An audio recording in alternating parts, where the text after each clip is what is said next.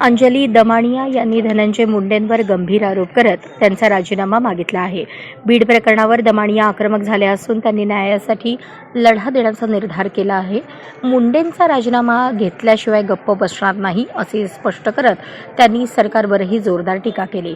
या प्रकरणामुळे महाराष्ट्राच्या राजकारणात मोठी खळबळ उडाली असून विरोधकही या मागणीला पाठिंबा देत आहेत. दमानियांचे हे विधान सध्या चर्चेचा विषय ठरत आहे. धनंजय मुंडे यांचा राजीनामा घेणं गरजेचं आहे आणि हे दोघंही बहीण भावंड हे दोघंही वाल्मिक कराडांना अगदी व्यवस्थित ओळखतात. त्यांचे खूप खूप खूप वर्षांचे संबंध देखील आहेत.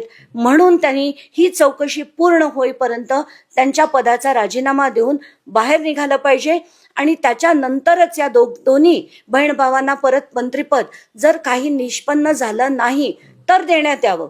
पण आताच्या घटकेला या दोघांनाही मंत्रिपद देणं, त्याचा राजीनामा देणं अत्यंत गरजेचं आहे.